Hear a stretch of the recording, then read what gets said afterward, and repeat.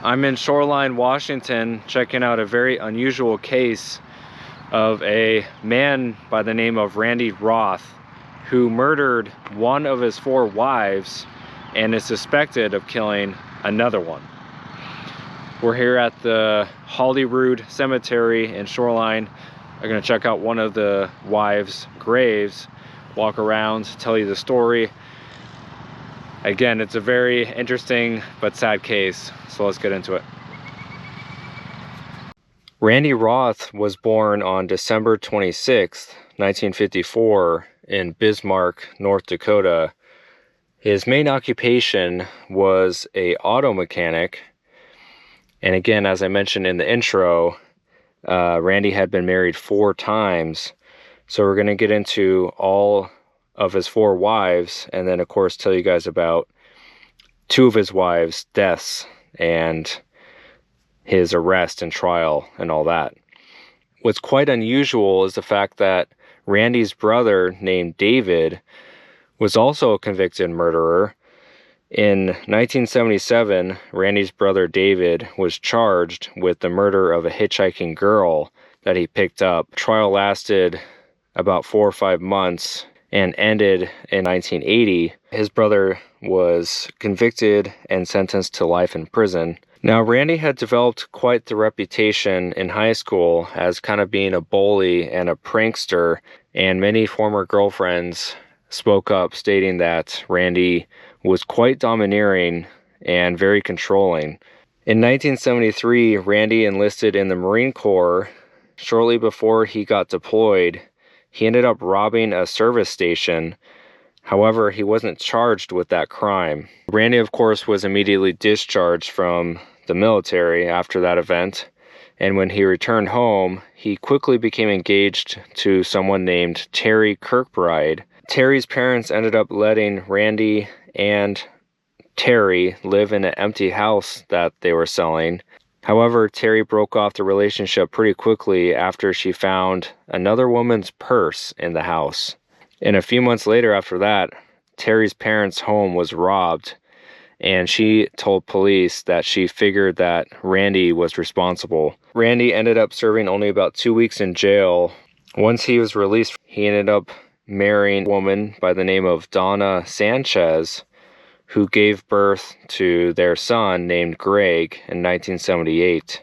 Without much explanation, Randy ended up filing for divorce and obtaining custody of Greg.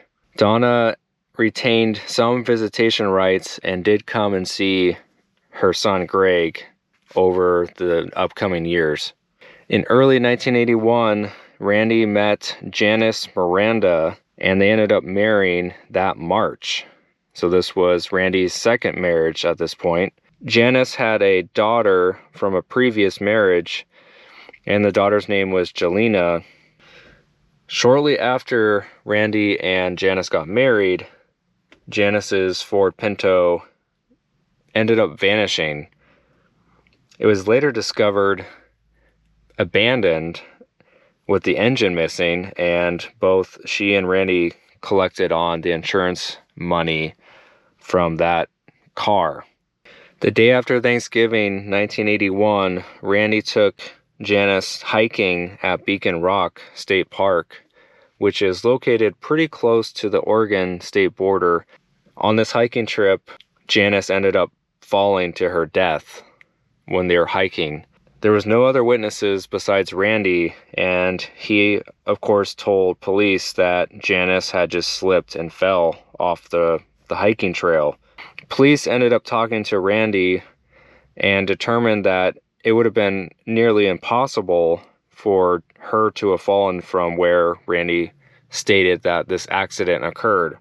Of course, there was a quite immediate suspicion that Randy pushed Janice off the hiking trail to her death.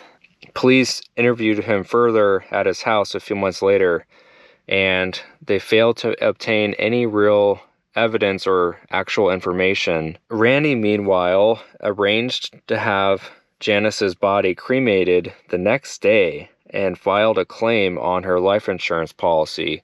He also planned to adopt his stepdaughter, Jelena. However, Janice had already arranged that Jelena be raised by her family in Texas if anything happened to her.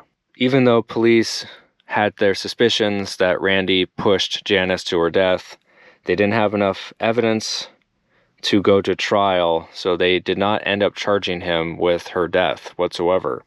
In 1985, Randy married for the third time to a lady named Donna Clift, another divorced mother with a small child. After only about 3 months or so, Donna and Randy's marriage ended after a family rafting trip after Randy attempted to steer their raft into sharp rocks while they were going down the rapids. And as you can imagine, Donna was absolutely terrified, and she ended up divorcing him after that event. Randy ended up marrying for the fourth time in 1990 to a woman by the name of Cynthia Bumgardner. Now, Cynthia was previously married to a guy by the name of Tom, who unfortunately passed away due to Hodgkin's disease in 1985.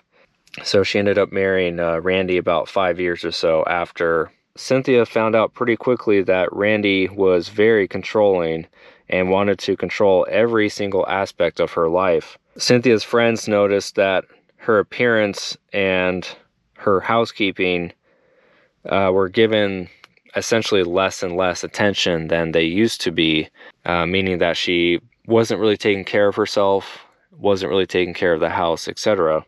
On July 23rd, 1991, only a few weeks shy of their first wedding anniversary, they took Cynthia's 2 sons on a trip to Lake Sammamish. This lake, you guys, is the same lake that Ted Bundy had abducted 2 women earlier. I did a video about Ted Bundy and the Lake Sammamish disappearances, so if you haven't seen that video, I'll leave a link to it at the end. Randy and Cynthia had left the boys to play in the designated swimming area while Randy and Cynthia were paddling their 11-foot inflatable raft. Only a few hours later, Randy returned with an unresponsive Cynthia who was lying in the raft. She was, of course, treated at the scene by paramedics. However, their efforts were unsuccessful. She was pronounced dead. Randy had claimed that a speedboat had caused a wave, and the wave knocked over the raft, causing Cynthia to have to swim next to it, and she ended up drowning as a result. However, Randy's very lack of emotions and contradictory versions of events led investigators to consider him a suspect in her death. Randy once again failed to tell family or friends of her death, but immediately went out to try to collect the life insurance policy, which was $400,000. Again, Randy had arranged for her body to be cremated almost immediately, which made it very difficult for investigators to try to get any evidence from her body. Now, of course, investigators did many reenactments of Randy's claim that a speedboat had come and caused a huge wave, which would have knocked over their raft. And in their reenactments, the investigators determined that it was nearly impossible to generate that kind of wake to flip over their raft. They also, of course, learned about Randy's brother's murder conviction and about Randy's previous conviction for that robbery. They also discovered that Randy had tried to claim survivor's benefits for Janice's daughter and also claimed benefits for his own son after Cynthia's death, and also the fact that he lied to the interviewer at the Social Security office about Cynthia. So essentially all these different inconsistencies and his lying was very helpful in the case against him. Randy took the stand and gave more than 20 hours of testimony over the course of a week. And when prosecutors challenged him on his many inconsistencies he would just claim that others had misunderstood him, and that is why there were so many inconsistencies. After 8.5 hours, the jury came back guilty. Randy Roth was convicted and sentenced to 50 years in prison. He is eligible for parole in 2029. Rest in peace to both Janice and Cynthia. Anyway, guys, I'm gonna head out of here. Thank you for watching. If you enjoy these kind of videos where I go to the actual locations themselves and the cemeteries where people are buried, just make sure you subscribe, and I'll see you guys on the next one.